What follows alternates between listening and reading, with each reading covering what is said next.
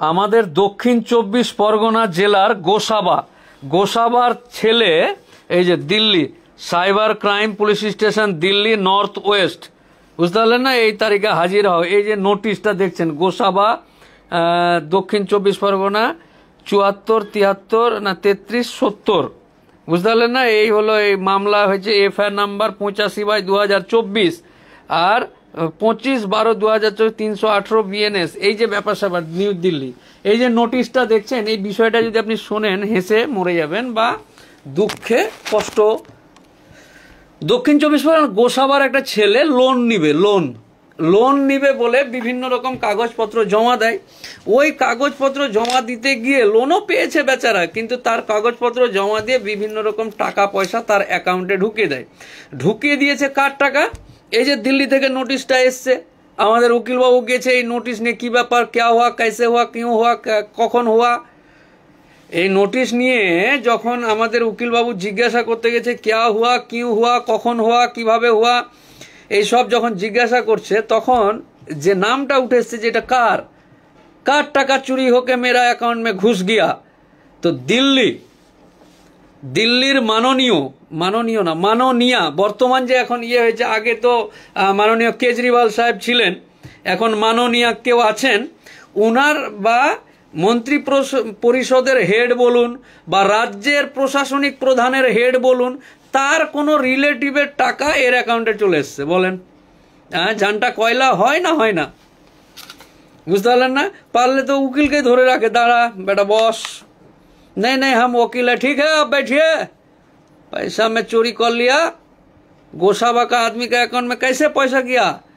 ধরুন আপনার এলাকার কোনো একটা মানুষ আর রাজ্যের প্রশাসনিক প্রধানের হেড, তার কোনো আত্মীয়র একটা ঘটনা, দুটোর মধ্যে পার্থক্য হবে, আমরা যতই মানি আর না মানি, কিন্তু পার্থক্য আছে। তো দিল্লির বর্তমান যিনি মাননীয় হেড আছেন, উনারই এক আত্মীয়র টাকা চিটিং করে গোসাবার দক্ষিণ 24 পরগনার গোসাবার এক ছেলের অ্যাকাউন্টে ঢুকে। আর একটা মামলা হয়েছিল, একটা ওই মাননীয় কোনো উকিল সাহেবকে দিয়েছিলেন মামলাটা, প্রথমে বিধাননগরে মামলা হয়েছিল, ওই মামলা কমপ্লিট হতে এটা মামলা চলে এসছে, এটা মামলা আমরা করব, এই হয়তো আর একটা চলে আসবে। এই যে বারবার ট্রানজাকশনগুলো হয়েছে, এই যে যতবার টাকা ঢুকেছে, এই 560 টাকা রাজস্থান, 220 টাকা, এই 2 লাখ টাকা অমুক জায়গা থেকে, 3 লাখ টাকা এই থেকে কেরালা থেকে। তো এই যে ব্যাপার স্যাপারগুলো, এই যে মায়া দেখতে পাচ্ছেন তো। এইরকম পরিস্থিতিতে মানে লোন নিবে বলে অ্যাকাউন্টটাকে বিভিন্ন রকম, লোহা পুল থেকে দেখছে, আচ্ছা ভেরি গুড, বিভিন্ন রকম টাকা পয়সা ঢুকেছে এবং পরবর্তীতে দেখা যাচ্ছে সেগুলো চিট করা টাকা, সাইবার প্রতারণা করে বা কোনো মানুষের কাছ থেকে প্রতারণা করার টাকা। এটাকে যেমন বাসগুলো বাস স্ট্যান্ডে গিয়ে বাস বিভিন্ন জায়গায় যায়, স্ট্যান্ড বা জংশন, মানে এর অ্যাকাউন্টটাকে ঢুকেছে আবার বেরিয়ে গেছে, আমি নিজেই জানি না আমার অ্যাকাউন্টে টাকা ঢুকলো। আমি আমার আধার কার্ড, প্যান কার্ড দিয়ে একটা অ্যাকাউন্ট খুলে চেকবুক, মোবাইল ফোন নাম্বার, অমুক তুমুক সব নিয়েছে, লোন করে দেওয়ার নাম করে। লোন তো যা আছে, বিভিন্ন রকম টাকা ঢুকিয়েছে তারা, আবার বের করে নিয়েছেও তারা, যারা প্রতারক। আমার বন্ধু, যেটা প্রতারক রূপী বন্ধু আমার, যে আমাকে বলেছিল লোন করে দিবে, সেই প্রতারক বন্ধু, মুখোশধারী বন্ধু এই টাকা ঢোকালো আবার বের করে নিল। তো এই যে এটা টাকা ঢুকেছিল বিধাননগর থেকে বেরিয়ে গেছে, এটা টাকা ঢুকেছে দিল্লি থেকে বেরিয়ে গেছে, এরকম যতবার টাকা ঢুকেছে বেরিয়েছে, সমস্ত টাকাগুলোই প্রতারণা করা টাকা। তাই একের পর এক মামলা যদি করতে যাই, কিয়ামত হয়ে যাবে। বুঝতে পারলেন না। Cyber NWD model town Delhi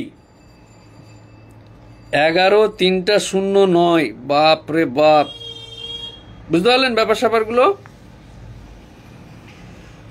বোঝাতে পারলাম কি? দিল্লির কার? মাননীয়ার কুটুমের,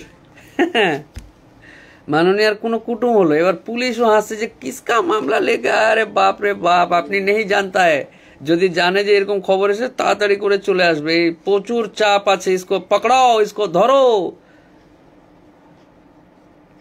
এই হলো ব্যাপার। Gosaba, I love you. Dakshin 24 Pargana জেলার গোসাবা, আমার অনেক মানুষ পরিচিত গোসাবার। গোসাবার আমাদের মৃন্ময় বলে আমার এক ইয়ে ছিল। গোসাবা ভালো পরিচিত জায়গা, খুব ভালো ভালো মানুষ বাস করেন ওখানে, দেখেছি। এই হলো ব্যাপার। ভালো থাকুন, পরে আবার কথা হবে। তা